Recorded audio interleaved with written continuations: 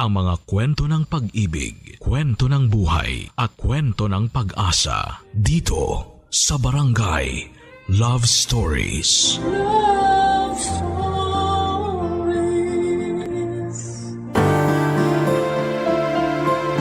May mga latay sa katawan na mula sa mga sugat ng nakaraan na hinding-hindi maghihilom gaano man kahabang panahon ang magdaan.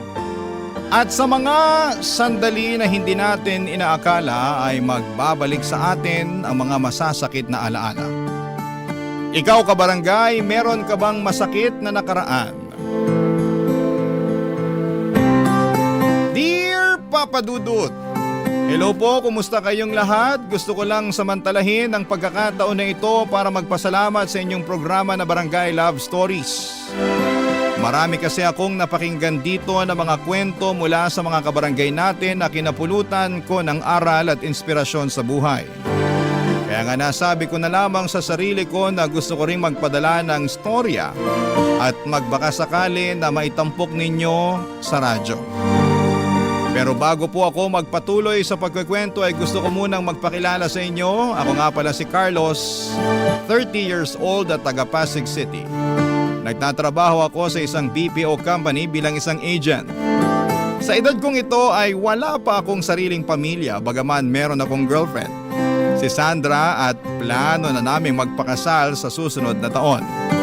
Ngunit hindi istorya ng pag-ibigan namin ang napili kong isalaysay, kundi ang karanasan ko noong kabataan ko sa kamay ng aking nanay, Amanda.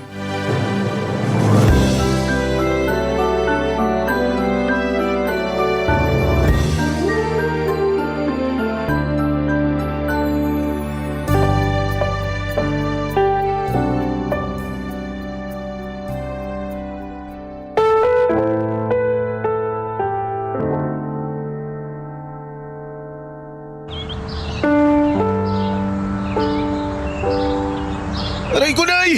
Aray ko, dahan-dahan lang po! Baka matanggal na yung tenga ko sa lakas ng pagkakailan nyo eh!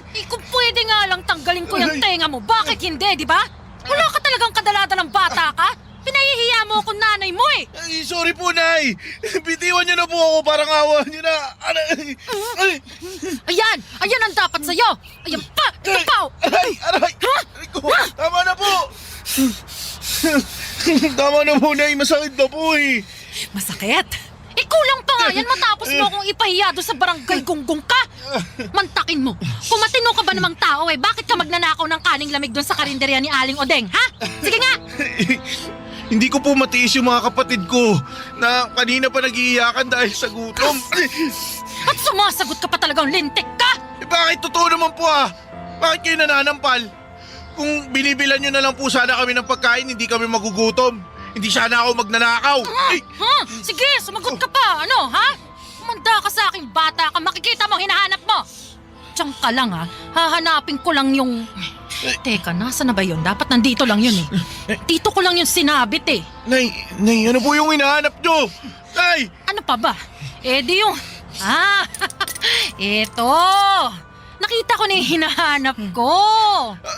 Ano po gagawin nyo sa sinturon, Nay? Nay, wag po! Nay! Anong wag, ha? Dapat sa'yo, tinuturuan ng leksyon para matuta! Tama na po, Nay, para awa nyo na po, masakit na po! Wala akong awa sa katulad mong matigas ang ulo, ha? Dapat sa'yo, nilalatayan ng sinturon sa katawan para magtanda, ha? Ayun pa! Ayun pa! Ayun Tama pa! na po! Tama na! Masakit na po! Tama na! Ano? Ha? Sasagot ka pa ba ng pabalang sa akin? Hindi na po, Nay! Dapat lang yan dahil makakatikim ka ng husto sa akin. Ayaw ko sa lahat yung sinusumbatan ako na para bang hindi mo na yung kausap mo, ha? Ayus-ayusin mo, Carlos. Dahil kaya kitang patayin sa palo. Nagkakaintindihan ba tayo? Sagot! Opo, Nay. Puisit na bata to. Napahiya ako. Tumigil ka na dyan! Kalalaki mong tao! Napakayakin mo!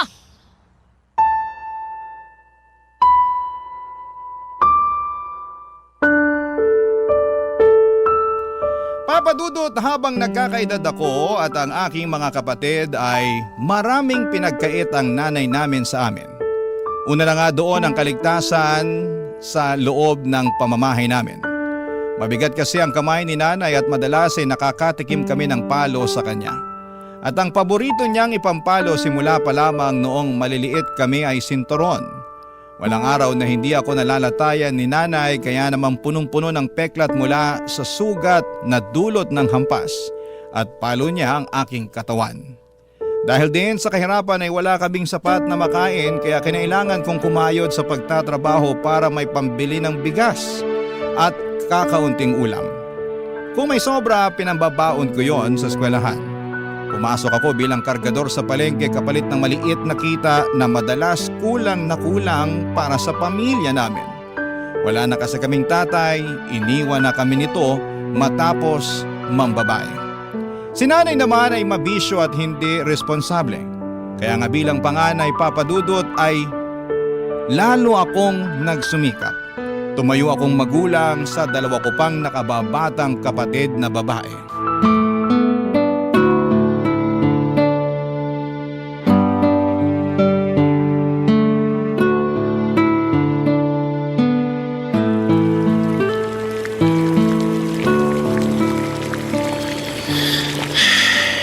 Siguradong matutuwa nito yung mga kapatid ko. Kasi paborito nila tong niluto ko. Apritadang manok. Buti na lang, binayaran na ako ni Aling Osang kanina. Nakabili ako ng ulam. Ay, tara ba? Ano ba yun? Puntahan ko na nga muna.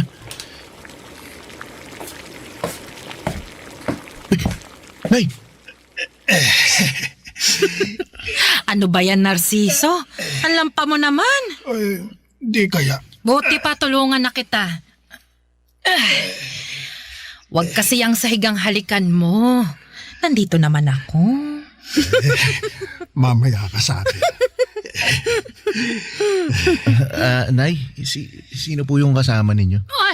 Ay, andiyan ka pala, Carlos. Buti pa tulungan mo tong Chong Narciso mo. Dali. Huwag yung pinanonood mo lang kami dito. Ay, Narciso si Carlos, panganay ko. Carlos, ano ba? Tutulala ka na lang ba dyan o tutulungan mo ako rito? Opo. Sige po. Halika, iupo natin siya sa bangko. Opo, Nay. Nagugutom ako. Nakakaamoy ako ng mabango. Ha? Ay, oo nga no. May niluluto ka ba, Carlos? Meron po. Buti naman dahil gutom na raw ang tiyong mo. Pero para po kasi sa mga At kailan kita tinuruan maging maramot, Aber?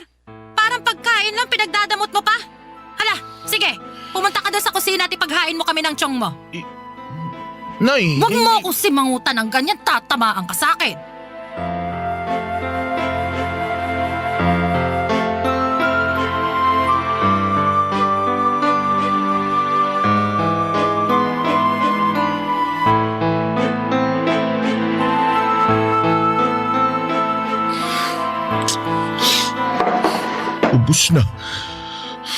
Ubus na yung ulam na niluto ko para sa mga kapatid ko.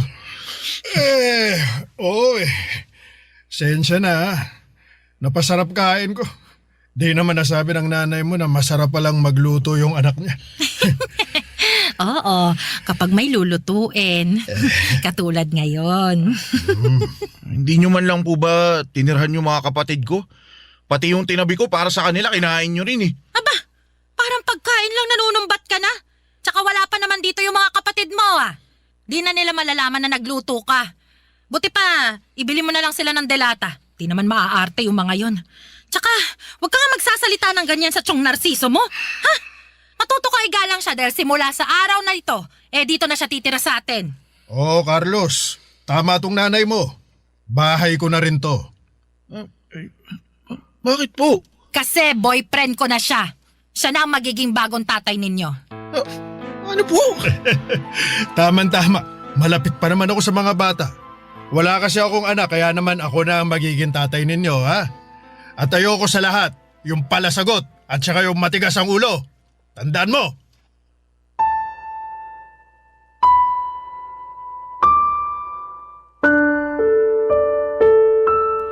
Papa Dudut, masama ang loob ko sa nanay namin dahil hindi niya ginagampanan ng maayos ang pagiging magulang.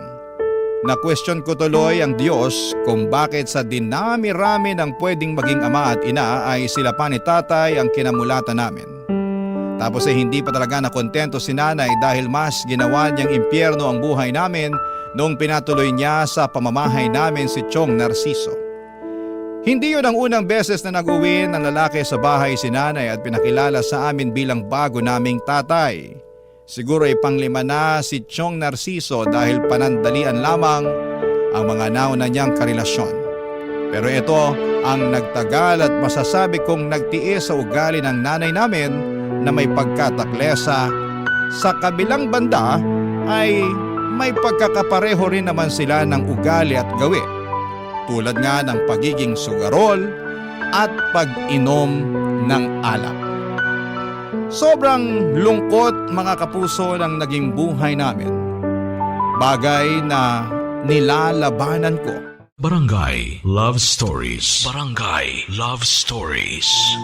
Papa Dudut, mataas ang pangarap ko sa buhay. Sa katunayan ay gusto kong kumuha ng medisina.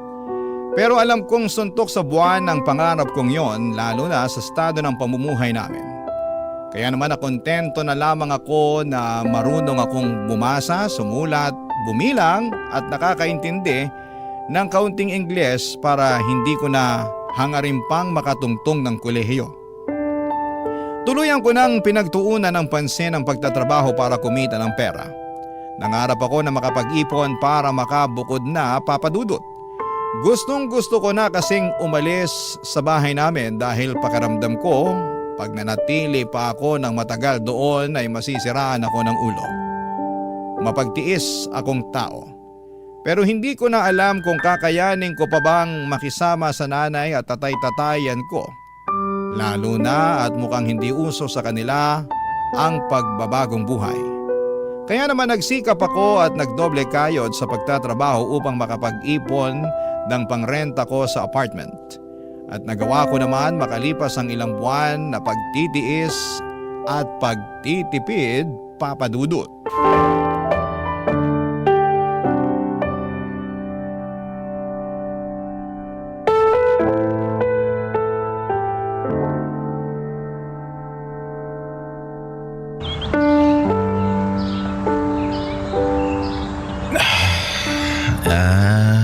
Nay, magpapaalam po sana ako.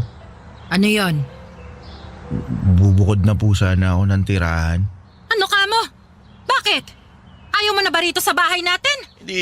Gusto ko po gusto ko pong maranasang mamuhay mag-isa kaya alis na po ako. Oh, saan ka naman pupunta? Magre-renta po ako ng apartment. Kabaliwan. Magrerenta ka meron naman tayong bahay. Hindi nga lang simentado at may konting mga butas sa bubong. Isama mo na rin yung medyo mainit pagtanghali kasi walang kisame pero wala ka namang binabayaran buwan-buwan. Tapos bigla mong gustong umalis at magrenta na lang. Sira ulo ka ba? Ay nako, naghahanap lang yata ng pagkakagastusan niya anak mo eh. Aba mo ka maraming pera. Hindi po, hindi. Bakit ka nga kasi aalis para magrenta? Siguro ayaw mo nang makita ang pagmumukha namin ng nanay mo Aminin mo na lang kasi, Carlos. Totoo ba yon, Carlos? O baka naman, ayaw mo nang mahingan, kaya gusto mo na lang umalis. Ay, nako. Ayan naman ang hindi pwede. Kailangan mo pa rin magbigay ha, kahit hindi ka na nakatira dito sa bahay, Carlos. Bakit po may pinagkakakitaan naman po kayo ni Chong. Ayan, diba? sinasabi ko na nga be. Gusto lang tumakas sa responsibilidad niyan. Yang anak mong yan, Amanda, nako. Ay, nako. Lintik ka talagang bata ka. Kung ano-anong naiisip mong gawin. Ay, kahit kailan sakit ka talaga sa ulo ko. Manong pumirmi ka rito sa bahay natin at maghanap buhay na lang para may pangambag ka. Kita mong di sapat yung pinagkakakitaan namin ng Chong mo. Pa-extra-extra lang siya sa construction, di ba? Ikaw lang ang inaasahan namin na makakapagbigay ng regular. Tapos plano mo pa kaming takasan. Hindi naman po sa ganon. Anong hindi sa ganon? Sinasabi mo lang kanina na may pinagkakakitaan naman kami. Sabihin mong hindi, sasampalin ko yung bunganga mo. Sobra naman kayo magsalita sa akin, Nay. Buong buhay ko tumulong ako sa pamilya natin sa abot ng mga kaya ko. Kahit nga maliit pa ako eh. Mas ako na nga yung nagtatrabaho para may pambili tayo ng pagkain tapos kayo. Kung hindi nakatunga nga lang dito sa bahay o kaya nakikipagchismisan sa mga kapitbahay, nandun kayo sa sugalan. Aray ko! Bakit niyo po ako sinampal? Sa tingin mo, bakit? Namumuro na yung bibig mo, lumalaki kang bastos at palasagot. Amanda, gusto mo bang ako na umupak dito sa anak mo, ha? Ayoko sa lahat yung bastos at palasagot na akala mo kung sino eh. Sige, Narciso. Turuan mo ng leksyon yung batang yan para maalala niya kung ano lang siya sa pamamahay na to. Tama. Matagal nang hindi nakakasuntok tong mga kamao ko eh. Lagot ka sa akin ngayong ungas ka. Masyado kang madaldal, Carlos, ha? Nakakarindi ka na. Ha? Chong, teka, wag po. Ano? Nay, saklolo, wag po!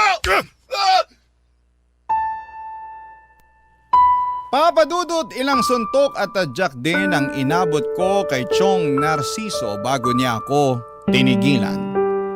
Dinuraan din niya ako at ininsulto. Kung ano-anong pangit at masasakit na salita ang sinabi niya sa akin dahilan para magtanim ako ng matinding galit sa kanya. Kasabay ng mga sariwang pasako sa katawan ng pagkirot ng mga nagdaang latay mula sa sinturong ginamit ni nanay sa panghampas sa akin noong araw.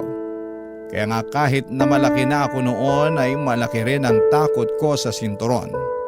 Pag nakikita ko kasi ang bagay na yon ay naalala ko ang masakit at masamang nakaraan ko simula pagkabata. Bukod doon ay malaki din ang takot ko kay nanay, kaya 5 buwan ding naantala ang plano kong bumukod. Ngunit natuloy din ang pag-alis ko sa bahay namin at kahit na nakakatakot mamuhay ng mag-isa, kinaya ko at nagsikap ako na magpatuloy sa araw-araw. Doon ako nakapasok sa BPO sa tulong ng kaibigan ko at masasabi ko na kahit papaano ay umasenso ang buhay ko. Nagpapadala pa rin ako ng pera kina nanay para meron silang panggastos. Pero hindi ko sinabi sa kanila ang kinakaroonan ko dahil ayoko na matunton pa nila ako. Kaya lang makalipas ang 6 na buwan ay may inamin sa akin ang kapatid ko na ikinagulat ko ng husto. Papa Dudut.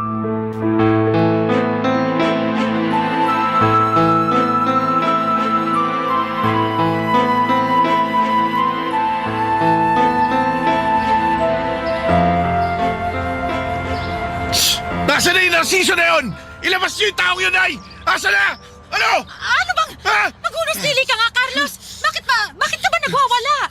Tinanong niyo pa talaga kung bakit? Sa bagay, wala kayong alam o baka naman alam ninyo kung bakit pero wala lang kayong pakialam. Ano ba kasi yon? Asa na yung lalaking yun? Ilabas niyo siya, Nay! Wala rito si Narciso. Umalis siya. Ilang araw na rin. Hindi pa siya umuuwi. Ewan ko nga kung bakit eh. Ano bang kailangan mo sa kanya, ha? Bakit mo siya hinahanap? Malaki yung atraso sa akin ng taong yun. Ano nga ang ginawa sa'yo ni Narciso? Sa akin wala, pero sa kapatid ko meron. Pero dahil wala kakayahan yung kapatid ko na pagbayarin ang hinayupak na yun, ako na lang ang gagawa nun para sa kanya. Ha? Ano bang sinasabi mo? Bakit hindi mo na lang ako diretsuhin? Pinagsamantalahan na kinakasama niyong yun yung kapatid ko, Nay. Ano ka mo? Huwag niyo sabihin hindi niyo alam yun. Hindi ko talaga alam. Wala namang sinasabi yung kapatid mo sa akin, kaya... Paano magsasabi yun sa inyo? Kulang na nga lang kalimutan nyo ng mga anak nyo kami. Sa sobra-sobrang pagmamahal nyo dun sa lalaking yun. Di ba? Di ba mas kinakampihan nyo pa siya kaysa sa amin? Huwag nyo sabihin hindi. Ako mismo naranasan ko noon nung nandito pa ako. Alam nyo kasalanan nyo kasi talaga to eh. Ano? Bakit ko naman to naging kasalanan? Kasi kayo yung nagpatuloy sa lalaking yun dito sa pamamahay natin. Mas inunan yung lumande kaysa magpakananay sa mga anak nyo. Sumusobra ka na sa mga pinagsasabi mo sa akin, ha? O bakit? Ako pa talaga yung sumusobra eh. Kumusta naman kaya kayo? Hoy, ako pa rin ang nanay mo, ha? Kaya wala kang karapatang bastusin ako ng ganyan. At kayo, may karapatan na pabayaan kami simula pagkabata. Hindi dapat ganun yung nanay, di ba? Sa pagkakaalam ko, ang nanay dapat responsable, mapagmahal at gagawin ng lahat, maprotektahan lang ang anak niya. Pero hindi. Kabaliktaran kayo lahat ng mga magaganda at mabubuting katangian na sinabi ko. Yung inyo kasi, pangit at masama. Kaya kasalanan nyo kung bakit napahamak yung kapatid ko eh. Humanda kayo kasi ipapakulong ko rin kayo. Bakit kasama ako? Carlos naman, huwag mo namang gawin yun. Nanay mo pa rin ako eh. Parang awa mo na, Carlos. Maawa ka naman sa akin. Ayoko mabulok sa bilangguan. Ano maawa? Kayo nga hindi kayo naawa sa amin noon kaya bahala kayo sa buhay nyo. Carlos naman, huwag mong gawin sa akin to. Nanay mo pa rin naman ako. Nanay ka nga namin pero kahit kailan hindi ka naman nagpakananay sa amin. Kaya ano pang saysay na kilalanin ka naming nanay? Sige nga. Wala, di ba? Wala! Papa Dudut, galit na galit ako sa nanay ko dahil pakiramdam ko ay hinayaan lamang niya na mapahamak ang kapatid ko sa kamay ng kinakasama niya. Kaya naman sinisisi ko siya ng husto sa mga nangyari at kinamuhian pagkatapos. Bukod doon ay sinisisi ko rin ang sarili ko dahil mag-isa lamang akong tumakas noon sa poder ng nanay namin. Dapat ay sinama ko pala ang mga kapatid ko at hindi ko sila iniwan. Desidido na ako noong sampahan ng kaso ang tatay-tataya naming si Narciso, kaya lang bigla naman siyang inatake sa puso at tuluyang natulog sa kamatayan.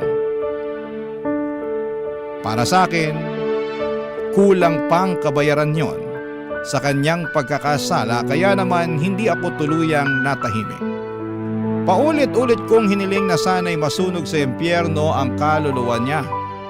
Abot langit ang galit ko sa taong lumapastangan sa kapatid ko. Hindi ko rin naman maihabla si nanay dahil naawa ako nung nakita ko siyang nagluluksa sa biglaang pagkamatay ng kinakasama niya. Pero andun pa rin yung matinding galit sa puso ko para sa sarili kong ina, Papa Dudut. Barangay Love Stories. Barangay Love Stories. Papa Dudut, nagdesisyon akong kuhanin sa poder ng nanay namin ang dalawa kong kapatid. Bagay na mariin niyang tinutulan noong una. Marami siyang sinabi at nagmakaawa siya na kesyo pag umalis kami ay maiiwan na lamang siyang mag-isa. Sinumbatan ko siya na wala naman siyang kwentang nanay at hindi naman niya kami kayang ipagtanggol laban sa ibang tao. Kaya nga naging bingi ako at hindi ko pinakinggan ang panambitin niya. Umalis kami ng mga kapatid ko sa poder niya at pinabayaan siya. Nangako ako sa mga kapatid ko na gagawin ko ang lahat upang mabuhay kami ng payapa.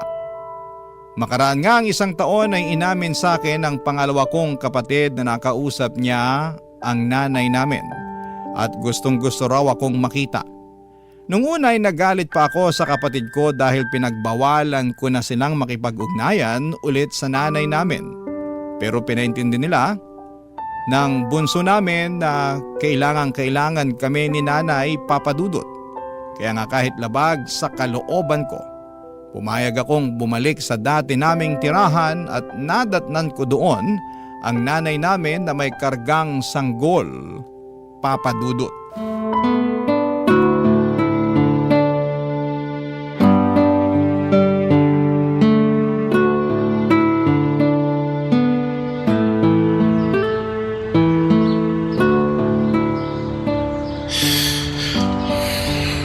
Nay, Carlos anak!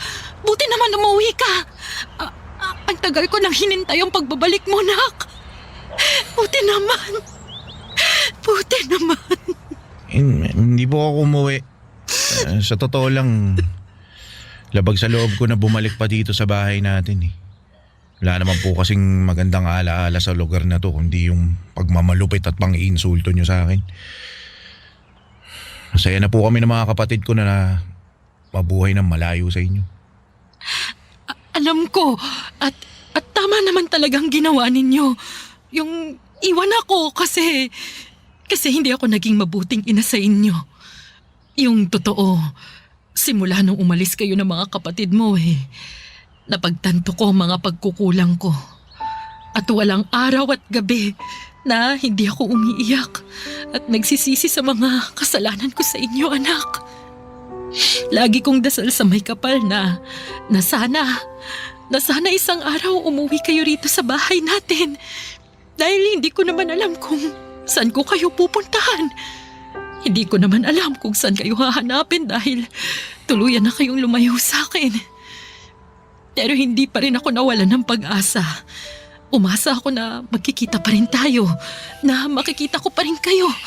Kaya nga, araw-araw kong inaabangan ng mga kapatid mo sa eskwelahan nila eh. Gusto ko kasi sana kayong makausap, anak. Gusto ko kayong makita. Para saan pa? Di ba pinabayaan nyo na kami? Noon pa man parang ayaw nyo na sa amin kasi pabigat lang kami sa inyo eh. Tapos ngayon na umalis kami, nagpakalayo-layo. Tsaka nyo kami biglang gusto makita. Mahanap. Para humingi ng kapatawaran. Ay, wala na ring saysay. Wala na, Nay. Alam ko naman yun pero gusto ko pa rin subukan. At saka nakakahiyaman pero nangangailangan din kasi ako ng tulong eh. Wala naman akong malapitan. Wala akong mahingan. Galit na sa akin yung mga kapitbahay natin, anak eh. Tapos, wala naman tayong kamag-anak dito sa malapit. Eh kung ako lang naman kaya ko namang tiisin eh. Yung hirap, yung gutom, yung pag-iisa, kaya kong tiisin lahat yun. Pero kawawa yung anak ko eh. Kawawa yung kapatid ninyo. Kawawa yung anak nyo? Kapatid namin? Oo. Ang baby na to. Kapatid ninyo ang baby na to, Carlos. Nung namatay si Narciso, tsaka ako lang nalaman na nagdadalang tao pala ako. At nakuha nyo pa talagang magluwal ng bata sa mundo na papabayaan nyo lang naman din. Di ko naman ginusto ito eh. Ilang beses, Carlos. Ilang beses ko nga naisip na ipalaglag na lang tong kapatid ninyo eh. Kaya nga kinakain na ako ng konsensya. Tinatalaban pa pala kayo nun? Carlos naman. Alam ko na malaki ang pagkakasala at pagkukulang ko sa inyo ng mga kapatid mo. Lalo na sa'yo. Dahil pinakargo ko sa'yo noon ang responsibilidad ng pagiging isang magulang. Pero wala naman akong naalala na tinuruan kitang maging masama ah. Hindi rin naman likas sa'yo yun kaya nakikiusap ako. Kahit na para na lang sa kapatid mong to. Tulungan mo siya. Tulungan mo kami, nak. Parang awa mo na. Wala na talaga ako ibang malapitan eh. Ikaw na lang. Kaya sana huwag mo namang ipagkait sa amin ang awa mo. Papa Dudut, akala ko ay tuluyan ang naging bato ang puso ko ngunit hindi pa rin pala. At napatunayan ko yon noong nakaramdam pa rin ako ng habag sa nanay ko at sa sanggol na kapatid namin sa dati niyang kinakasama na si Chong Narciso. Naawa ko ng husto sa sitwasyon nila at kahit na ayoko na muling pabalikin siya sa buhay ko ay pansamantala kong kinalimutan ang mga kasalanan niya sa amin. Oo, kinupkup ko ang nanay at kapatid ko at pinatira sa nirerentahan naming apartment kung saan naninirahan din ang dalawa ko pang kapatid na babae.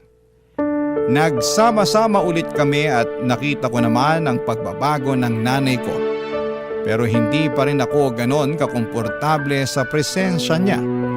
At kahit na ginagawa naman niya ang lahat para mapatunayan na nagbago na siya ay hindi pa rin mawala sa akin ang takot na baka anumang sandali ay maaari niya ulit kaming saktan. Mabilis na lumipas ang maraming taon at nagkaroon ng karamdaman ang nanay namin. Pagkatapos ay na-stroke pa siya, hindi lang isang beses kundi 2 ulit pa. Dahilan para maparalisado ang ibabang bahagi ng kanyang katawan, Papa Dudut.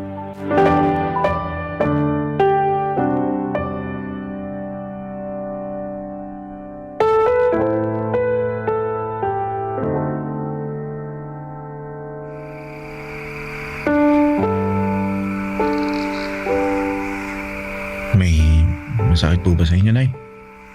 Meron. Pero hindi katawan ko. Kung tutuusin wala na nga akong maramdaman sa katawan ko. Hindi ko na maigalaw. Hindi ko na mailakad. Baldado na ako, anak. Po kayo mag-alala kasi naghahanap naman ako ng pwedeng mag-therapy sa inyo eh. Yung home base para hindi na kayo mahirapan. May kaibigan ako na na-stroke din yung nanay niya. Pero pagkatapos naman ng mga gamutan tsaka ng therapy, yun, nakalakad naman ulit. Pero gagastos ka pa eh. Ayoko naman nun. Nahihiya na nga ako sa'yo, anak. Pakiramdam ko, hindi ako karapat-dapat sa mga kabutihan mo kasi naging masama akong nanay sa'yo nung araw. Nakaraan na po yun, ay. Tsaka sa ilang taon naman nating pagsasama rito sa bago nating tirahan, sinubukan naman ninyong bumawi. Sinubukan yung maging mabuting nanay sa akin, sa mga kapatid ko. Kahit na nung una, naiilang ako tsaka hindi ako sanay. Pero unti-unti naman nakumbinsin niyo ako na tuluyan ko na nga kayong mapagbagong buhay. Ewan ko ba naman sa akin?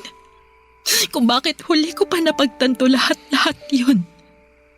Kung kailan nasaktan na kayo ng husto ng ibang tao at ng mismong mga kamay ko.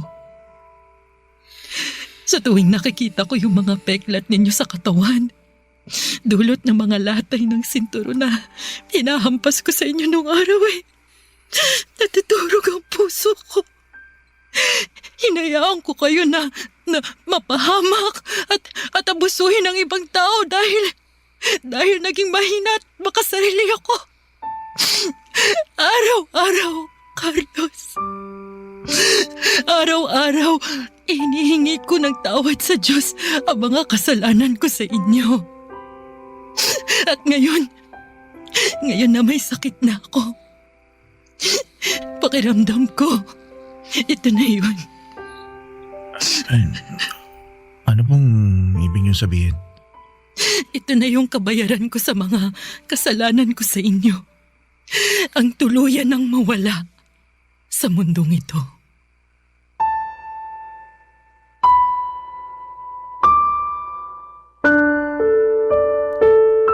Papa Dudut, nagkaiyakan kami ni nanay matapos ng pag-uusap naming yon.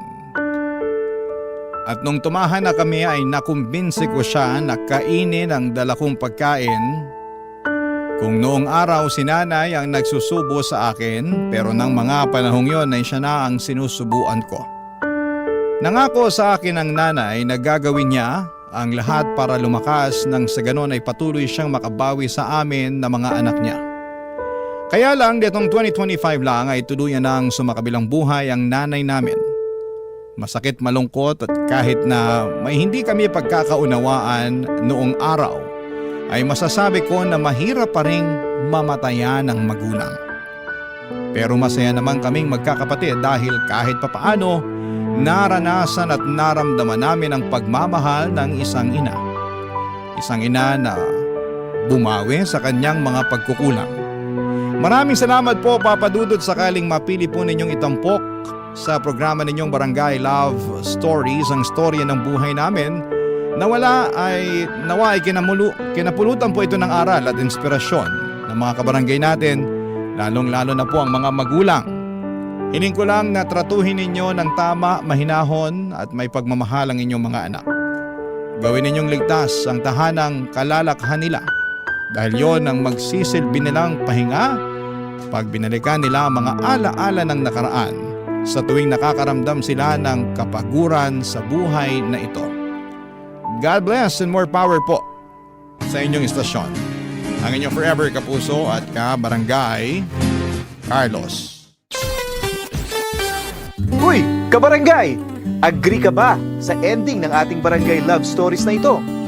I-share mo na ang feelings mo sa ating comment section. Ang mga kwento ng pag-ibig, kwento ng buhay at kwento ng pag-asa dito sa Barangay Love Stories. Love Stories.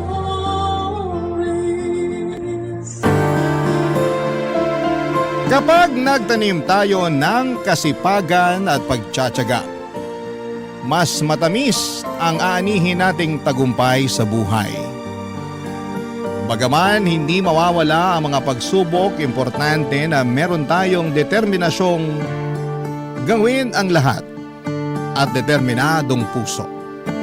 Ikaw kabarangay, anong handa mong gawin matupad mo lamang ang mga pangarap mo? Dear Papa Dudut, hindi lahat ng tao ay nabibigyan ng pribilehiyo upang maging madali ang pag-abot ng kanilang mga pangarap sa buhay. Mayroong iilan kabilang nakoroon na kailangang doblehin ang sipag at tiyaga, dugo at pawis upang umani ng pagtatagumpay. Kaya nga hindi sapat na marunong lang tayong sumuntok para matalo natin ang mga hadlang sa katuparan ng ating mga pangarap. Bagkos, dapat ay marunong din tayong pumadyak. Bago ko po ipagpatuloy ang pagkukwento ay gusto ko munang samantalahin ang pagkakataon na magpasalamat sa programa ninyong Barangay Love Stories. Marami-rami na rin akong napakinggang storya ninyo online na nakaka-inspire. Lalong-lalo na nga kapag ang tema ay tungkol sa pamilya at pangarap. Nakaka-relate ako doon kaya naman nag-decide akong magbahagi na rin ng sarili kong kwento, Papa Dudut. Tawagin niyo na lamang po ako sa pangalang Lawrence. 28 years old at 3 taon nang nagtatrabaho dito sa The Netherlands bilang software engineer. Hindi madali ang pinagdadaanan ko noon bago ako nakatungtong dito. Kaya nga masasabi ko na biggest success and achievement ko talaga ang makapag-ibang bansa at matulungan ang pamilya ko sa Pilipinas. Mahirap lang din kasi kami noong araw. Madalas salat kami sa pagkain kaya naranasan naming magutom. Panganay ako sa 5 magkakapatid at 17 years old pa lamang noon si Nanay Esper nang pinagbuntis niya ako at 18 years old naman siya noong pinanganak ako. Tapos ay naging sunod-sunod ang pagbubuntis at panganganak niya hanggang umabot na kami sa 5. Kaya kahit bata pa ako ay natuto na akong alagaan ng mga kapatid ko at tumayong ama sa kanila, lalo pa't walang kakayahan ng aming tatay. Magsisimula ang aking paglalahad noong 18 anyos ako, Papa Dudut. Tubong Antipolo, Rizal ang aming pamilya.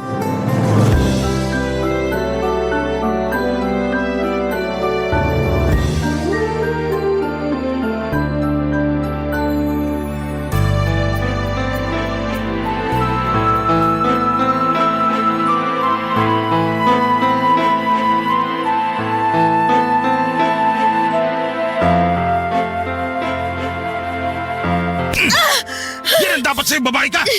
Bakit ka ba nananampal, Lando? Tatanong ko pa talaga, ha? Isa ang kulit-kulit mo! Nakakatulig na yung bunganga mo! Tinatanong lang naman kita kung nasaan ang sahod mo, nananakit ka na kagad dyan. Di ba sinabi ko na ang wala? Paano wala sahod mo kahapon? Sa walang natira, magagawa mo! Paano walang natira? Saan napunta yung sinahod mo? Kainis naman to! Daming tanong! Malamang magtanong ako. Kita mo yung lagayan natin ng bigas? Wala nang laman, nakatiwangwang na.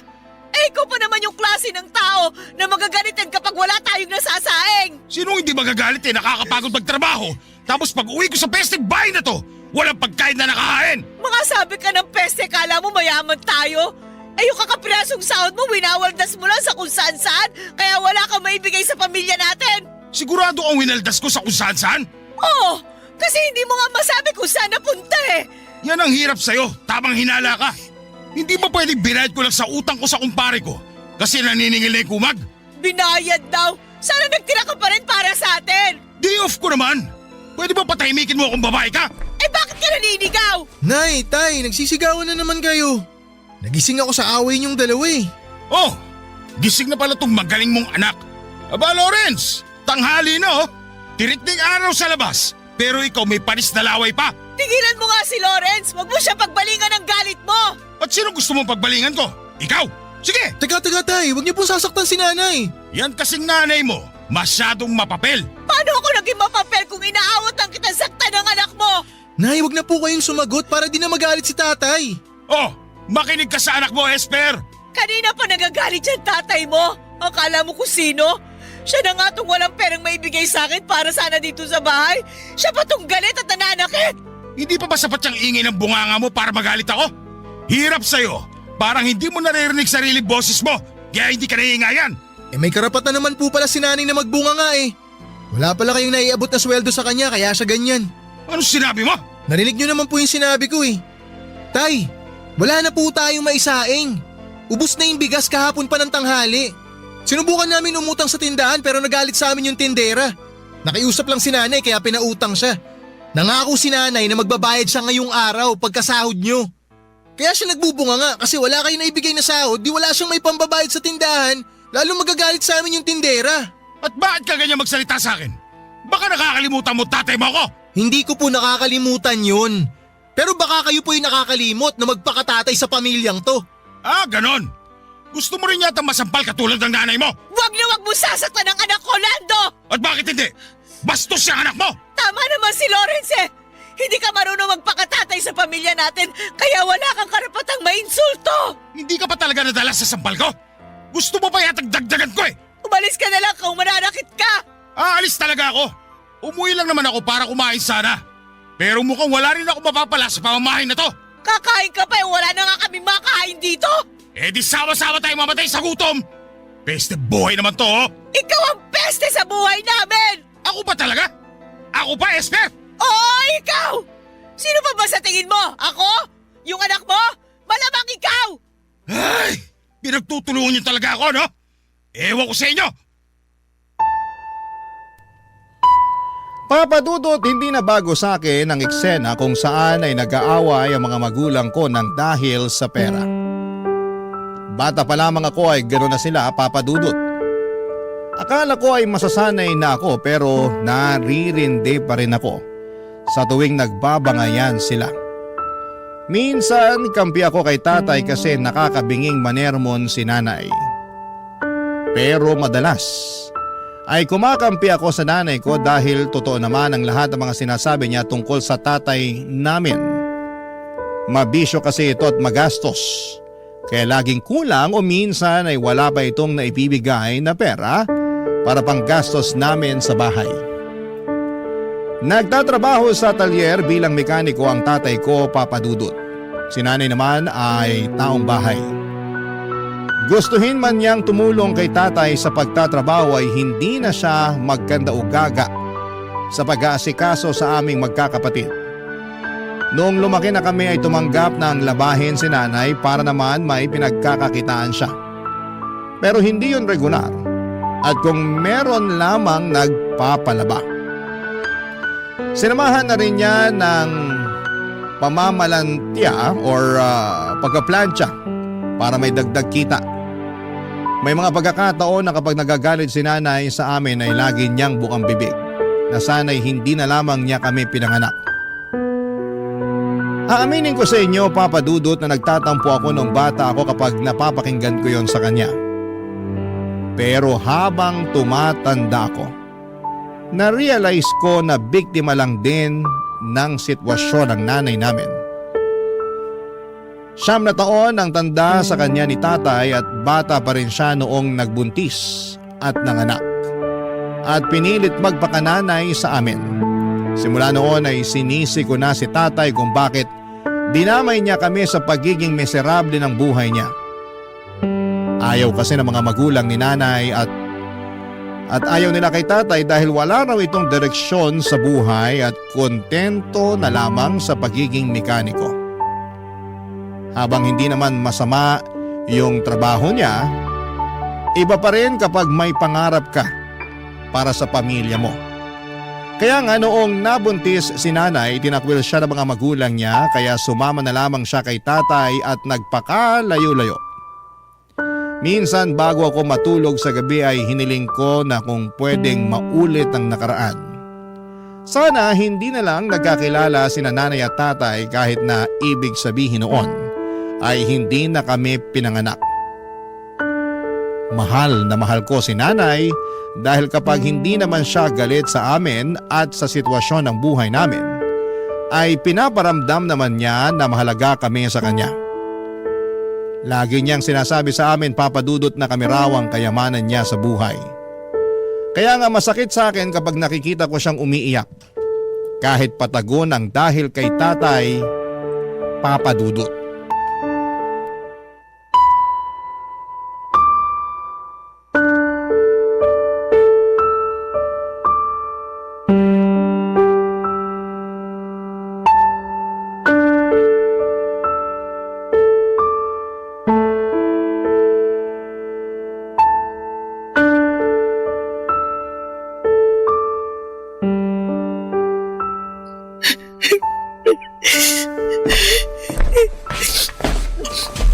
Oh, Nay, ba't po kayo umiiyak? Ha? Hindi ako umiiyak. Ay, sa akin pa talaga kayo magsisinungaling. Kitang-kita yung pamumulan ng mga mata nyo. Halatang halata na galing kayo sa iyak. Nakalimutan kong binata ka na pala. Hindi na kita maloloko katulad nung bata ka pa lang. Kaya nga sabihin niyo na po sa akin yung rason kung bakit kayo umiiyak. Baka sakaling makatulong ako. Yung magaling mo kasing ama. Naalaman ko sa mga tsismosa nating kapitbahay na may nilalanding ibang babae. Bagong tindera daw ng barbecue dun sa tapat na lagi niyang binibilhan. Pumupunta pa raw dun sa talyer para ihatid ng personal sa tatay mo yung binili niyang inihaw. Totoo po ba yan, Nay? Hindi ko alam pero kilala ko yung tatay mo eh. May pagkababaero. Hindi naman to yung unang beses na nakarinig ako ng chismis tungkol sa panlalandi niya ng iba. Lah, ibig sabihin marami na? Oo anak. Ba't ngayon nyo lang po sinabi sa akin to? Bata ka pa nun eh. Maliliit pa rin ang mga kapatid mo. Hindi nyo naman maiintindihan ng sitwasyon. Pero matanda na ako, Nay. Kaya ko na mag-isip ngayon. Hindi po tama yung ginagawa sa inyo ni tatay. Buong akala ko pera lang yung laging pinagtatalunan nyo. May iba pa pala. Paano nyo po pala nalaman yung tungkol sa pambababae niya? Gusto kong protektahan yung pamilya natin. Kala ko kasi kapag naging mapagtiis ako, magbabago yung tatay mo. Pero hindi kasi matagal na siyang pariwara sa buhay eh. Kasalanan ko rin naman. Hindi ako nakinig nun sa mga magulang ko. Mahal ko kasi yung tatay niyo eh. Kaya pinili ko siya kaysa sa sarili kong pamilya. Ay, sorry po, Nay ah. Kasi kailangan niyo pong maranasan yung ganitong sitwasyon. Bakit ka ba nagsosorry? Hindi naman ako nagsisisi kasi nagkaroon ako ng mga anak na katulad ninyo. Lalong-lalo ka na. Mabait ka, masunurin. Tsaka maaasahan ko nang magbantay sa mga kapatid mo. Bukod doon, matalino ka rin. Mana sa'yo yung mga kapatid mo. Kung may pinagsisisihan man ako, yun yung natiis kong makisama dyan sa tatay ninyo. Kahit na wala na siyang ginawa kundi saktan yung loob ko. Namimisikal din po siya. Oo nga. Pati nga kayo dinadamay niya eh. Hindi man lang siya naawa sa inyo. Lalo na sa'yo anak. Yun nga rin po yung iniisip ko eh kasi hindi naman ganun yung mga tatay ng mga kaklase ko. Naiinggit tuloy ako sa kanila kasi ang babait ng mga tatay nila. Alam ko naman na walang perpektong tao at walang perpektong pamilya. Pero lahat ng pinagdadaanan nila, nalalagpasan kasi nadadaan nila sa maayos na usapan. Hindi katulad ni tatay. Walang alam kundi magalit at manigaw. Mahilig din siya manisi. Akala mo wala siyang kasalanan sa nangyayaring kamalasan at kahirapan sa buhay natin. Ganun po ba talaga ugali niya? Nung nagkakilala kami ni Lando, pansin ko na medyo mainitin ang ulo niya. Mainipin din siya. Pero akala ko mawawala rin yun at pagbabago siya pagtagal. Kaso parang lumala eh. Ay, pasensya na kayo ng mga kapatid mo anak ha. Kasi nagkaroon kayo ng tatay na hindi marunong magpakatatay sa pamilya natin. Kung pwede ko lang sana piliin kung sino magiging tatay ninyo. Hindi ko nagugustuhin makisama sa tatay ninyo eh. Maghahanap talaga ako nung responsable, mabait at marunong magdala ng pamilya. Sa tingin ko na hindi naman na po namin kailangan ng bagong tatay. Kasi kontento na kami ng mga kapatid ko sa inyo, Nay. Pero mahirap lang tayo eh. Tsaka wala rin masyadong alam ang nanay ninyo. Lagi nga ako naloloko pag sinusuklian sa palengke kasi madali ako mataranta kapag maraming tao. Nakakahiya. Tumanda na lang akong ganito. Pero para po sa amin, kayo ang pinaka the best na nanay. Di nyo naman po kailangan maging perpekto para matawag na the best eh. Nay, pangako ko po sa inyo mag-aaral po ako ng mabuti. Para pagdating ng panahon magkaroon ako ng magandang trabaho. Tsaka pag nagkaroon na ako ng magandang trabaho, tutulungan ko kayo na iahon yung pamilya natin sa kahirapan. Gagawin ko po yun, Nay, kahit wala si tatay. Hindi po namin kailangan si tatay para magkaroon ng inspirasyon. Kayo lang po, Nay. Sapat na sa amin yun. Papadudot kung gaano ko kamahal ang nanay ko. Kabaliktaran naman noon ang nararamdaman ko sa tatay ko. Galit ako sa kanya dahil hindi na nga siya mabuting ehemplo sa aming magkakapatid. Lagi pa niyang sinasaktan si nanay. At mas nadagdagan lang ang galit ko sa kanya nang malaman ko nga ang tungkol sa pambababae niya. Ang kapal ng mukhang humanap ng iba samantalang pamilyadong tao na. Grabe ang inis ko noon sa kanya na para bang gusto ko siyang suntukin sa pagmumukha niya kapag umuwi siya sa bahay. Pero ang totoo ay takot talaga ako sa tatay ko. Kahit na gustong gusto ko siyang sagot-sagutin. Iniiwasan ko dahil ayoko na ulit maulit yung mga pambubugbog niya sa akin na damay pati mga nakababata kong kapatid. Patpatin kasi ako at mahina kumpara sa tatay kong malakas. Wala talaga akong binatbat sa kanya. Sa katunayan, noong huling beses na ginulpi niya ako ay kamuntikan na akong maospital. Nasagot ko kasi siya ng pamalang dahil inaaway na naman niya si nanay. Buti na lamang at naawat siya ng nanay ko dahil kung hindi baka tuluyan na akong nabaldado noon, papadudot. Barangay Love Stories. Barangay Love Stories. Papadudot dahil po sa pambababae ni tatay. Dumalang na lamang ang pag-uwi niya sa bahay namin. Kahit na masakit kay nanay, tinanggap na lamang niya ang kalokohan ng tatay namin. Natutuhan niyang tumahan sa pag-iyak at bumangon mula sa pagkakalugmok dahil meron siyang mga anak na kailangang buhayin. At ako naman papadudot bilang panganay ang kasakasama ni nanay sa paghahanap ng trabaho na pwede niyang pagkakitaan para may pambili kami ng pagkain. Nandun yung namasukan siya bilang tagahugas ng pinggan sa kantin, tendera ng balot, tauhan sa laundry shop at kung ano-ano pa. Pero may ugali si nanay na ayaw nangangamuhan kaya hindi rin siya nagtatagal sa mga pinagtatrabahuhan niya. Mabilis na nagdaan ang 1 taon na ganon ang aming sistema. Ako naman ay nagtatrabaho na rin noon habang nag-aaral. Nasa college na ako noon at kumukuha ng kursong BS in Information Technology. Buti na lamang at scholar ako dahil magastos ang kurso ko. Pero pangarap ko talagang makapagtapos at mabigyan ng karangalan ng pamilya namin. Kaya nga kasabay noon ang pag-working student ko. Bale, sumasideline ako bilang tagaluto ng sisig at dinakdakan sa isang fast food stall tuwing gabi. Kakilala ni nanay yung may-ari at gusto raw makatulong sa pamilya namin. Kaya pinayagan akong rumakit sa tindahan nila. Thankful ako dahil kahit papaano ay katulong na ako ng nanay ko sa pagtatrabaho.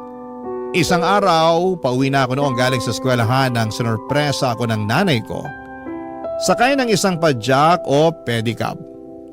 At hindi lang siya basta pasahero doon, kundi siya mismo ang nagmamaneho.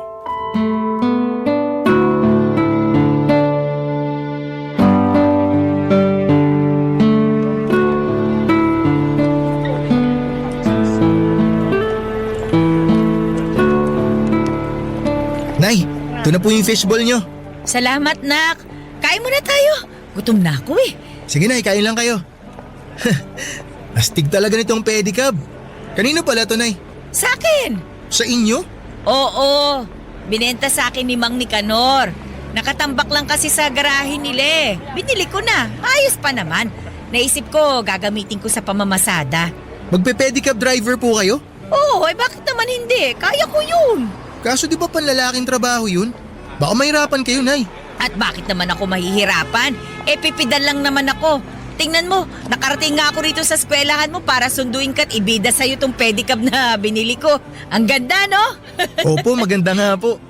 Tingnan mo, nak. Oh, nilagyan ko ng picture nyo ng mga kapatid mo. Para kapag napapagod ako titingnan ko lang yan, gagaan na ulit ang pakiramdam ko. Nak, si nanay ng bola pa. Pero nay, seryoso, sigurado kayo kaya nyo talaga mag-pedicab? Aba, oo naman. Palagay mo sa nanay mo, uugod-ugod na. Hoy, 37 anyos pa lang ako, ano? Alam ko naman po yun, pero nag-aalala pa rin ako sa inyo Parang mas magaan pa yung dating yung trabaho sa laundry shop kesa sa pagpasada. At least dun, nay, hindi kayo naiinitan. Hindi nga pero lagi namang mainit ang ulo ng bisor namin. Kala mo talaga kung sinong tagapagmana ng laundry shop na yun. Ang sama na ugali. Tapos wala pang galang sa akin, mas matanda ako sa kanya. Ah, talaga po? Kaya ba umalis kayo dun? Oo, kasi hindi ko na talaga matagalan ng ugali. Ayoko naman patulan, baka masakal ko. Si nanay talaga. Biro lang. Hindi ako nananakal, no? Hindi ko nga nasakal ang tatay mo kahit gustong-gusto ko na Pero matagal-tagal ko na rin kasing pinag-iisipan na umalis doon. Sakto, nakapag-ipon naman ako ng kaunting pera at yun nga yung pinambili ko nitong pedicab. Ibang klase po talaga kayo. Hanga ako sa inyo kasi ang sipag-sipag nyo, nay. Aba hindi pwedeng tumigil sa pagtatrabaho dahil ako na ngayon ang nanay at tatay sa bahay natin. Pero buti na lang din at nandiyan ka anak. Tinutulungan mo ko kaya gumagaan yung buhay natin. Maliit nga lang po na itutulong ko sa inyo kasi nag-aaral pa ako. Pero kung hihinto po ako sa pag-aaral, makakahanap po ako ng full-time na trabaho. Ano ka ba? Yung ibang ang kaedad mo hindi pinagtatrabaho ng mga magulang nila Pero ikaw, nagbabanat ka na ng buto habang nag-aaral. Ayoko nga sana na pagtrabahuhin ka. Pero gusto mo naman, kaya pinagbigyan na kita. At malaking tulong talaga yon para sa pamilya natin, anak. Walang kaso kahit magkano pa yung kinikita mo. Hindi naman ako naghahangad ng malaki tsaka may trabaho naman ako Gusto ko, unahin mo pa rin ang pag-aaral mo para makapagtapos ka. Alam mo naman na pangarap ko yan sa inyong magkakapatid, di ba? Opo, nay. Kaya nga po nagsisikap ako para mabigyan kayo ng karangalan. Naniniwala ako sa kakayahan mo kasi matalino ka Pero wag mo rin naman masyadong pilitin ang sarili mo, ha? Balita ko kasi mas mahirap daw sa kolehiyo Hindi naman ako nakatungtong dyan kaya hindi ko masabi. Pero base lang naman sa kwento ng mga kakilala kong may mga anak na nasa kolehiyo katulad mo. Kaya nga ang payo ko lang, ayos na sa akin kung ano yung makayanan mo. Basta tapusin mo yung pag-aaral mo. Kasi alam mo anak, wala naman akong kayamanan na pwedeng ipamana sa inyo bukod sa edukasyon. Tatandaan ko po lahat ng mga payo nyo sa akin. Dapat lang, kasi para sa'yo rin yun. Oh, teka, ubos mo na ba yung fishball mo? Opo, kauubos ko lang. O tara na, sakay na. Dadaan pa tayo sa palengke para bumili ng bigas at ulam. Meron akong kaunting kinita mula sa pamamasada kanina Makakabili tayo ng fried chicken. Sige po, gusto nyo, nay? Ako na po magmamaneho? Kayang-kaya ko to. Ako na, kaya ko na ito. Umupo ka na lang dyan at mag-relax ka. Nay, salamat po talaga kasi nandyan kayo para sa aming magkakapatid. Ano ka ba? Hindi naman ako mawawala, katulad ng tatay mo.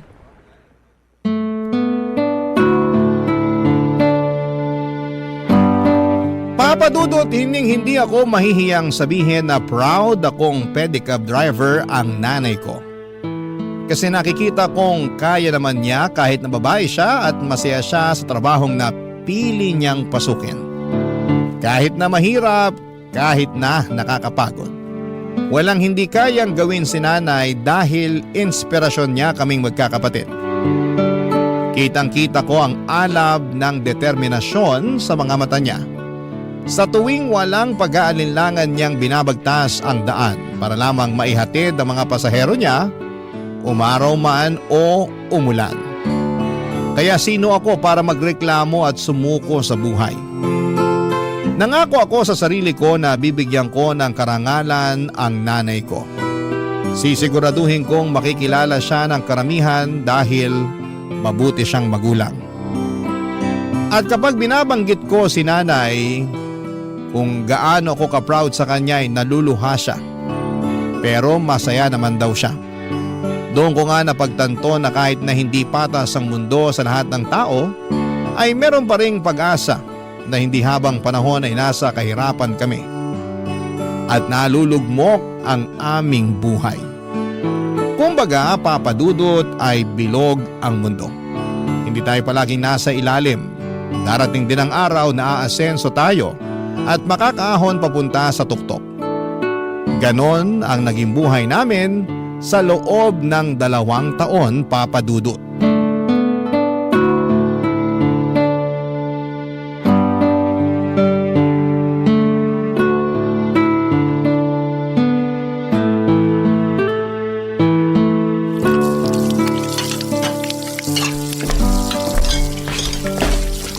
Nay, ako na po maghuhugas ng pinggan. Ako na anak. Galing ka pang trabaho eh. Baka mapasma ka. Kayo rin naman, galing pa kayo sa pamamasada. Ano naman? Pa ako naman ang pumipidal, hindi naman itong kamay ko. Si nanay nakuha pa magbiro eh. Ay, totoo naman, di ba? Sige na, matulog ka na doon. May pasok ka pa bukas. Mamaya na po, di pa ako inaantok. Kwentuhan po muna tayo habang binabalatan tong mangga na dala nyo. Pabot po ako ng kutsilyo, Nay. O, ito anak. Salamat po. Ano bang gusto mong pagkwentuhan? Kumusta po kayo sa trabaho nyo, Nay? Sa pamamasada? Ay nako di masaya. Marami na nga akong suki eh. Mas gusto nila sumakay sa pedicab ko, lalo na yung matatanda kasi maingat daw ako magpatakbo. Hindi katulad yung ibang driver na harabas. Kala mo kung sinong hari ng kalsada. Kaya ayaw, natutuwa na rin naman ako. Masaya po ako para sa inyo, Nay, na natutuwa kayo sa trabaho nyo. Pero hindi po ba dapat na lagi po talaga kayong maingat? Kasi kapag... Esper! Teka, Esper, buksan mo ang tayo pinto! na. Ako na po magbubukas ng pinto, Nay. Sandali, baka kung anong gawin niya sa'yo. O, Tay, ano pong ginagawa nyo rito? Oh, yung magaling ko palang anak to. Sagutin nyo yung tanong ko, anong sabing ginagawa nyo rito? Ano ba pakialam mo? Kakausapin ko nanay mo. Tumabi ka nga dyan sa daanan. Parang-harang ka. Aray! Esper! Ano bang kailangan mo, Lando? Nabalitaan ko nagpapadya ka na raw ah. O ano naman ngayon sa'yo? Aba, porke kumikita ka na ng sarili mong pera, niyayabangan mo na ako? Hindi kita niyayabangan. Tsaka bakit ka ba nandito? At bakit hindi? Masama na bang umuwi sa sarili ko pamamahay? 3 taon kang hindi umuwi sa bahay na to kasi pinili mo yung babae mo.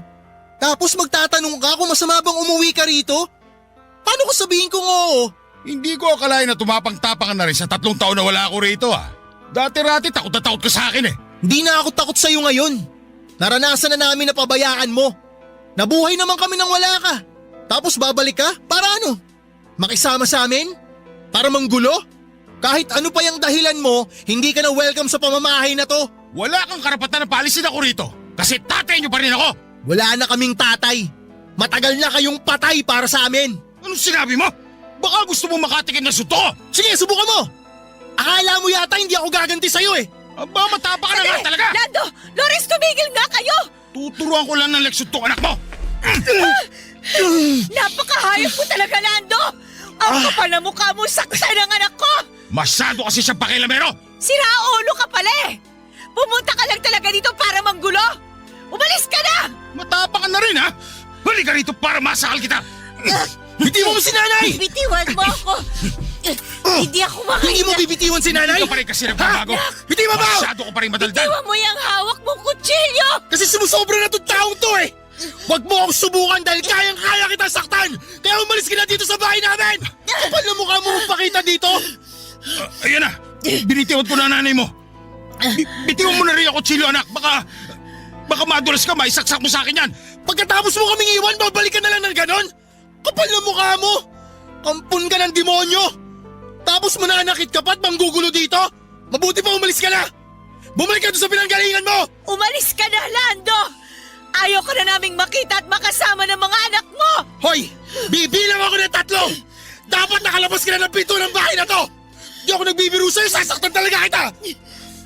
1! 2! Ito na nga lalabas na. Mga linti kayo. Magsama-sama kayo sa impyernong lugar na to! Dahil pa sinasabi! Malis ka na!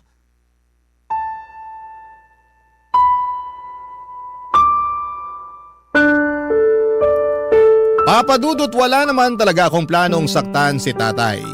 Gusto ko lamang siyang takutin dahil sumusobra na siya. Hindi namin akalain na uuwi siya ng gabing yon at gulat na gulat kami nila nanay na parabang nakakita kami ng bangkay na muling nabuhay. Pero ang mas lalong nagpatindig ng aming mga balahibo ay ang kakapalan ng mukha ng tatay namin na umuwing nakakainom. Wala sa katinuan at manggulo. Simula kasi nang umalis siya sa amin, 3 taon nang nakakalipas ay wala na kaming naging balita pa sa kanya. Kung may naririnig mang kaming sabi-sabi tungkol sa kinakaroonan niya, ay wala na rin kaming masyadong pakialam. Total ay ginusto niyang umalis at iwanan kami, kaya dapat ay panindigan niya ang desisyon niyang yon. Kaya nga ng gabing yon, matapos kong sumabog sa galit sa tatay ko, ay tuluyan na niyang iniwan ang bahay namin. Kahit papaano ay nalungkot pa rin ako kasi baka yun na nga ang huling pagkikita namin. Umiyak din si nanay at ang mga kapatid ko na nagising sa komosyon, pero kinabukasan ay nag-decide kami na kailangan pa rin naming magpatuloy sa buhay. Kumbaga, isasanayin na lang ulit namin ang sarili namin na hindi kasama si tatay.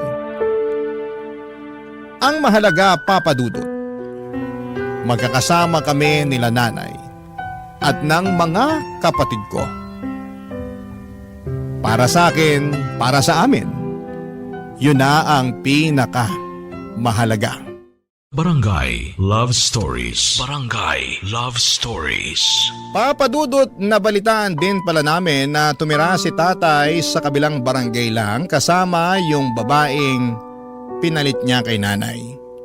Sa katunayan ay may mga anak na sila at bumalik siya sa pagtatrabaho sa talyer. Umalis kasi siya noong unang taon na umalis na Papa Dudut, na hindi na siya masaya at epektibo sa kanyang trabaho. Yun pala ay nandun siya sa babae niya sa Bulacan. Pero wala na kaming pakialam sa kanya at sa buhay na pinili niya nang hindi kami kasama.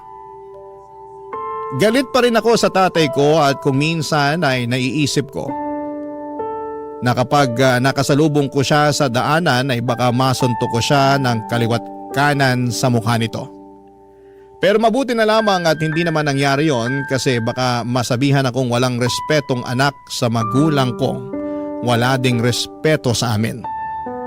Tulad ng dati, pinagpatuloy namin ang pamumuhay. Kapag hindi ako naka-duty sa food stall at kapag wala kaming klase sa araw, ako ang nagpapadyak para naman makapagpahinga si nanay. Sa sobrang sipag niya kasi madalas na siyang dapuan ng sakit tulad ng ubo at sipon. At ang malala doon ay lagnat. Paano ba naman ay sinusuong niya ang araw at ulan, makapamasada lamang. Nangihinayang kasi siya sa kikitain niya, kaya hindi niya priority ang pagpapahinga. Bukod doon ay marami pa rin kasi kaming utang na binabayaran. Halimbawa noon ay yung sa tindahan, Papa Dudut.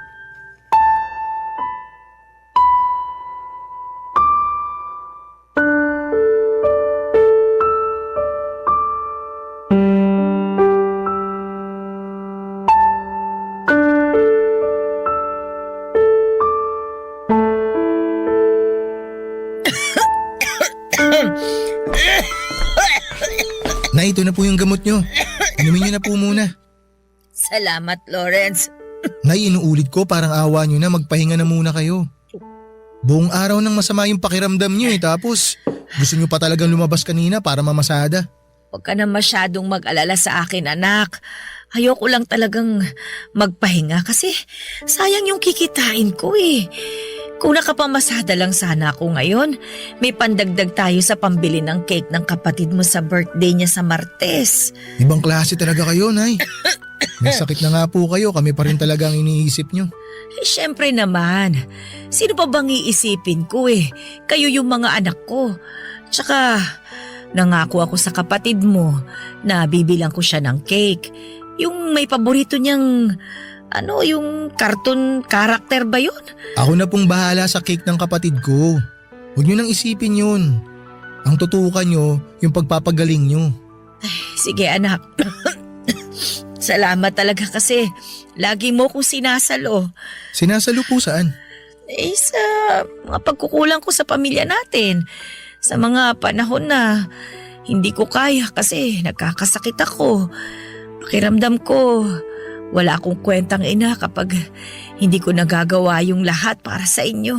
Ano pong walang kwenta, Nay? Kahit nga po may sakit kayo, ang sipag-sipag nyo pa rin eh.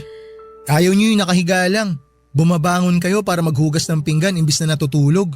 Kaya hindi kayo gumagaling kaagad kasi makulit din kayo eh. Masakit kasi sa likod kapag laging nakahiga eh. Tsaka, kaya ko namang maghugas ng pinggan. Yun na nga po, Nay. Kasi iniisip nyo na kaya nyo. Kaya nyo inaabusay ang katawan nyo.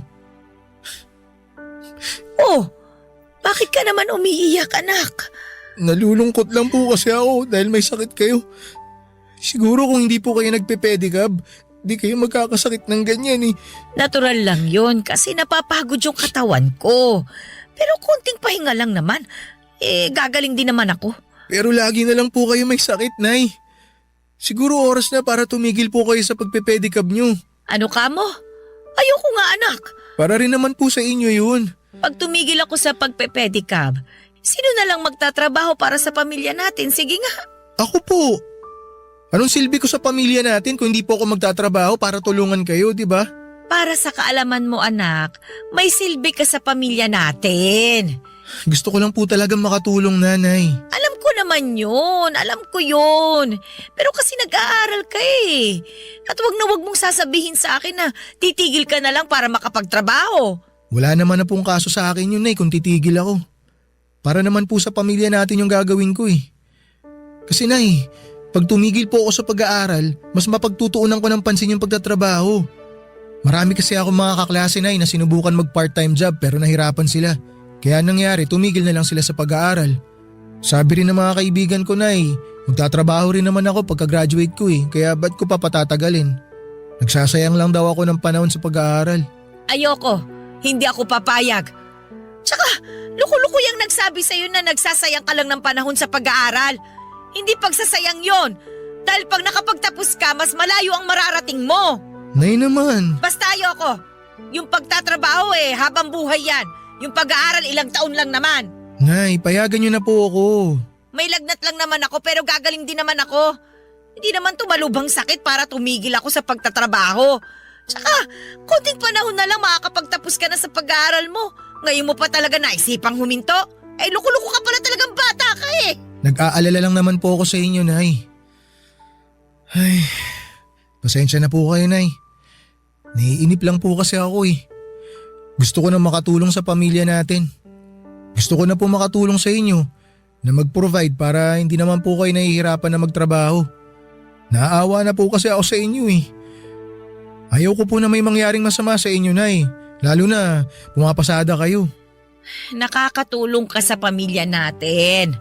Ako ang nanay sa ating dalawa. Ako dapat ang magtrabaho ng husto para sa atin. Hindi ikaw, dahil nag-aaral ka pa nga eh. Basta anak, sikapin mo na makapagtapos ka. Ilang taon na lang naman yan. Pasasaan din ba at magbubunga rin yung paghihirap natin kapag nakapagtapos ka na? Sige po, Nay. Pero dapat magpagaling na po kayo ha. Ipangako niyo po sa akin yun. Oo, magpapagaling ako para hindi ka na rin masyado mag-alala dyan. Pangako yan, anak. Papadudot nag-usap pa kami ni nanay ng ilang minuto bago siya inantok dahil na rin sa gamot na ininom niya. Nang makatulog na siya ay hinalikan ko ang kanyang noo at umusal ng panalangin sa Diyos na sana'y pagalingin na niya ang nanay ko. Tapos ay saglit kong tinitigan si nanay habang inaalala yung mga pinag-usapan namin. Hindi pa rin siya nagbabago. Kahit na may sakit na siya ay punong-puno pa rin ng pag-asa ang mga mata niya na balang araw ay mapagtatapos niya kaming magkakapatid sa pagpapadyak niya.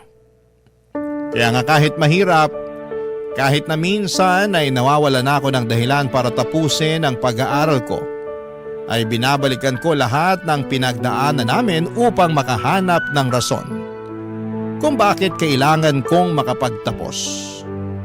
Kapag binabalikan ko kung paano kami nagsimula ay nabibigyan ako ng pag-asa upang lalong magsumikap sa aking pag-aaral. Laging sinasabi sa akin ng nanay ko na habang may buhay, may pag-asa. Hindi man yon nakikita ng ating mga mata pero nararamdaman naman yon ng ating puso, lalo na sa tuwing nagdarasal tayo sa Diyos. May pag-asa sa bawat sulok ng maliit naming tahanan. May pag-asa sa mga hikbi ng magulang na nakikiusap sa Panginoon na iligtas ang mga anak nila sa kapahamakan at bingit ng kamatayan. May pag-asa sa bawat pagsisikap ng isang tao na merong pangarap na gustong tuparin pagdating ng panahon. At may pag-asa sa bawat pagpadyak ng aking nanay. At totoo nga dahil pagkalipas ng 2 taon, makakapagtapos na ako ng pag-aaral.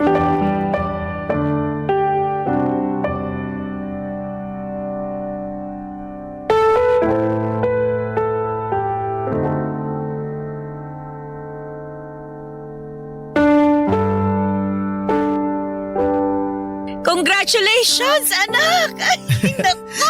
Masayang-masaya ako kasi nakagraduate ka na! Sa wakas, natupad na yung matagal ko ng pangarap para sa'yo.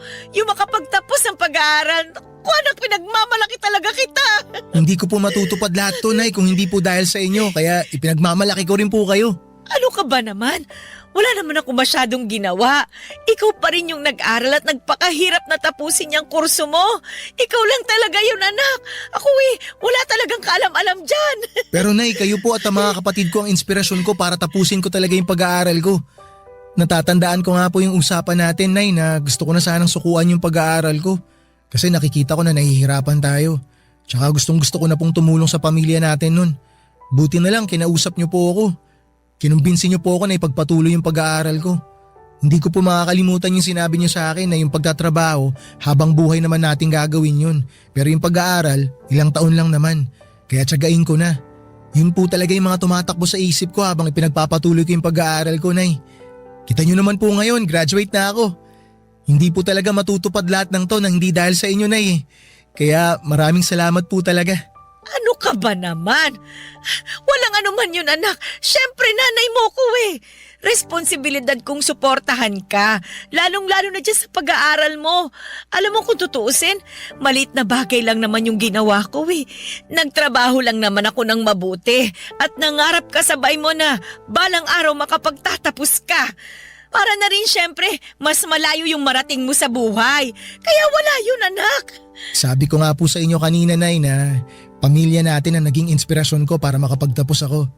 Mas nagkaroon po talaga ako ng dahilan para tapusin yung pag-aaral ko dahil pangarap ko na mabigyan kayo ng magandang buhay. Pero marami ka pang pagdadaanan. Hindi porket nakapagtapos ka na ng pag-aaral, itapos na rin ang lahat. Doon pa lang magsisimula, anak. Sana wag kang magmadali na matupad yung mga bagay na gusto mo para sa pamilya natin. Kasi karamihan sa mga anak ng mga kakilala ko hindi naman masaya sa ginagawa nila. Kumbaga, napipilitan lang sila. Kaya nga, dahan-dahanin mo lang, anak. Huwag kang magmamadali. Opo, Nay. Tatandaan ko po yung mga sinabi niyo. Ganyan nga. Pakiramdam ko tuloy ako yung gumraduate eh. Ewan ko ba, talagang proud lang ako sa iyo, anak. Proud na proud din po ako sa inyo, Nay. Kaya alay ko po sa inyo tong graduation ko na to. Ay, salamat. Naku, may ibibida na ako sa mga kasamahan ko sa pamamasada. Sa wakas, may anak na akong napatapos sa kolehiyo. Kayo rin po, lagi ko kayong binibida sa mga kaklase ko. Ay, talaga? Anong sinasabi mo sa kanila? Lagi kong sinasabi sa kanila na yung nanay ko, masipag na pedicab driver. O ano naman ang sabi nila? Siyempre natutuwa sila, Nay. Humahanga sila sa'yo. Kasi alam nila na hindi madali yung trabaho nyo. Pero kinakaya nyo para mabuhay kami magkakapatid. Doon palpak si tatay yung buhayin yung pamilya natin. Lalo na nung iwan niya tayo para sumama dun sa babae niya. Ay, nako. Naisip ko lang, kung di lang siguro nagloko yung tatay mo, sana dalawa kami ngayon na nagse-celebrate ng graduation mo. Dalawa kami ngayon na proud sa'yo. Naisip ko rin po yan, Nay, pero hindi ko na lang masyadong pinagtutuunan ng pansin. Pero alam nyo, Nay, pag binabalikan ko yung mga kasalanan niya sa atin, nagpapasalamat ako. Kasi hindi na natin siya kasama ngayon. Wala na tayong problema, wala na tayong konsumisyon. Ako rin naman.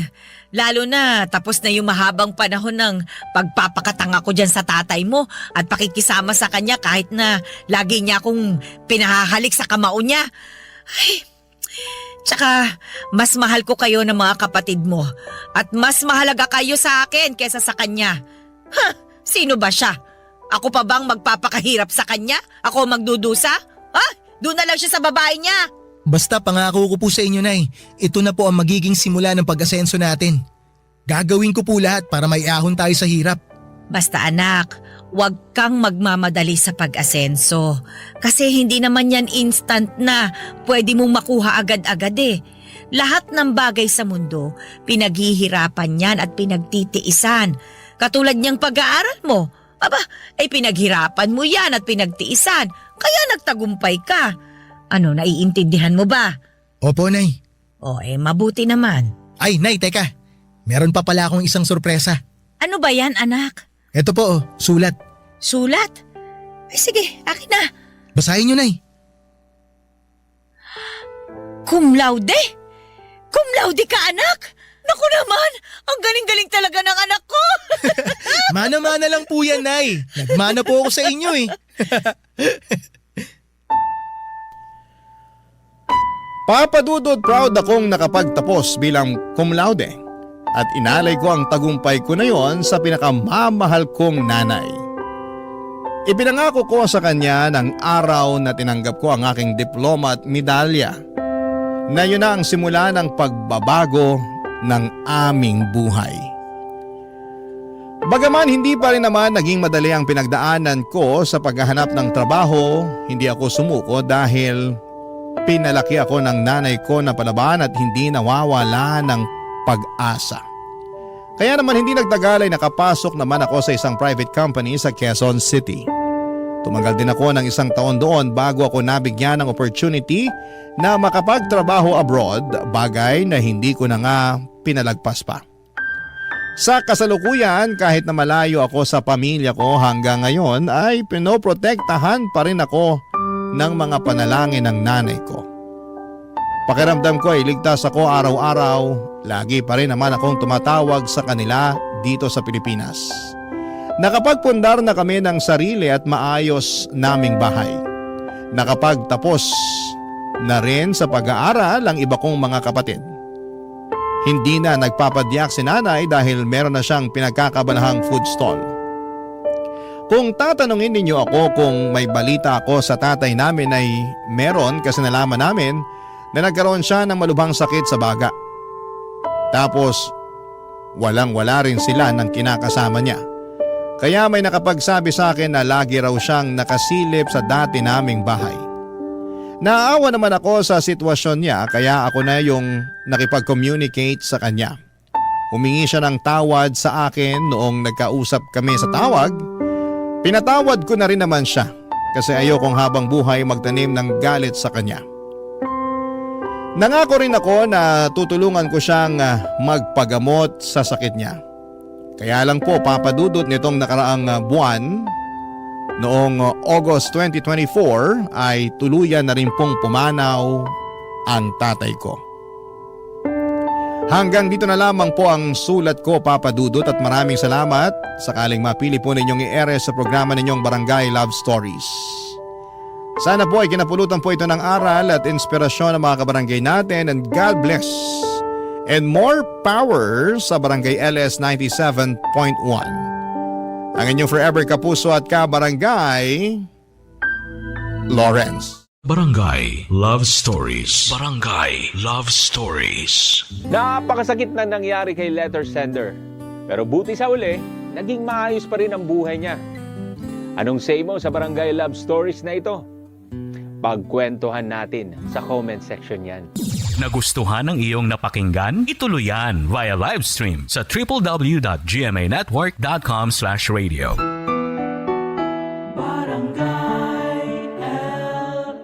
In Mega Manila, 97.1. Forever.